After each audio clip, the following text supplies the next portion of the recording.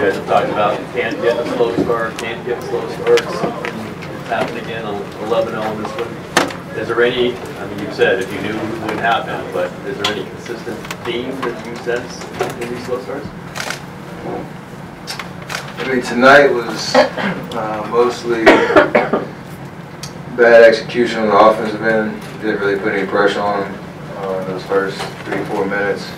And then you compound that with not getting any stops. A couple breakdowns on communication. They made some tough shots. And then you look up and it's 11-0. Claw our way back to 13-12, and then it's just hard to sustain those comebacks against teams that are playing well any given night. So yes, I'd love to have some magic potion and say we can come out and just play with better energy and better discipline and kind of rectify it, but we got to at some point stop talking about it and figure it out. Halftime they had, I think, 23 assists in the first half. Late in the second quarter they were shooting 70%. Did you guys see anything that you hadn't seen before that you didn't expect, or was it just their execution was so crisp?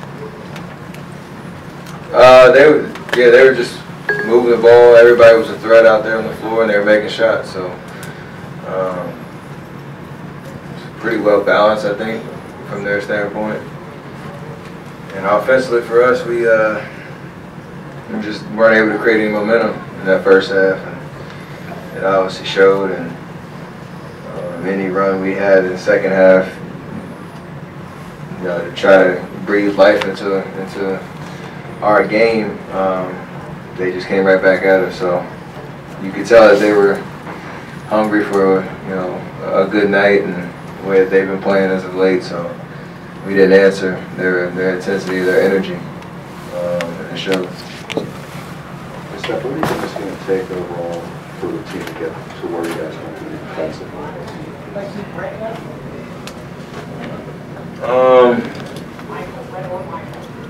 don't know. I think we just gotta want it. We gotta want to figure it out. We understand the personnel that we have on the floor and some of the struggles we've had. So we just being physical, playing with energy, multiple efforts, all the stuff that you say all the time. Just being able to execute it and sustain it over the course of 48 minutes. So. Haven't gotten there yet, and if we want to be the team that we want to be come April, we can't continue to just talk about it, and expect to be able to flip a switch. At some point these next 16 games, we gotta show it. This team has had some other difficult patches late in the seasons. Last year, lose by 40 in your last regular season game. Do you use that as a reference point, saying it's happened before, or is that a little dangerous sometimes to just say, okay, we've done it before and we can snap out of it? I mean, this year is different than last year. We had some injuries and kind of depleted roster, and we limped into the playoffs and figured it out. This year we have new pieces that I'd say we have some patterns that we need to kind of correct and prove to ourselves that we can do it. But again, there is a subtle confidence that we've been here before, and when the lights are bright, we show up.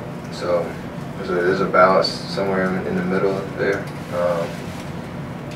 that can't have nights like tonight though, where the team just pounces on you and embarrasses you in your home floor.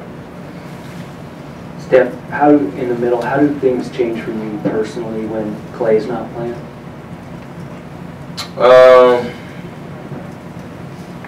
I mean, he's such a threat wherever he is on the floor. So spacing may be a little different. Some of our pet calls that we have for him, we obviously don't run, just based on personnel. And just having a guy that can put the ball in the basket out there on the floor, pretty much anywhere, it obviously helps. So the last game against Philly, we played a lot better without him than tonight, but there's obviously no replacement for a guy like Klay. You gotta Try to do it by committee. Tonight we didn't. Last one. Hey, Steph, when Marcus is having frustrating nights like he has tonight, what's your guys' overall message to him? We like that emotion, but for us, it's all got to be, channeled towards, being productive and understanding that he's going to be extremely important for us to win a championship. And as we get to the playoffs, as long as we can remove any distractions and anything that's going to get in the way of us, playing the way we want to play, that fire can be channeled the right way. So tonight, nobody minded, what happened out there on the court. The way that we were playing, it was nice to see some life from somebody. But as we go forward, obviously, just all perspective and anything that happens on the floor has to be shaped towards how do we, play A+ night after night. And the playoffs, every possession is important, and we got to get there. Great, thank you. KD's on his way in right now.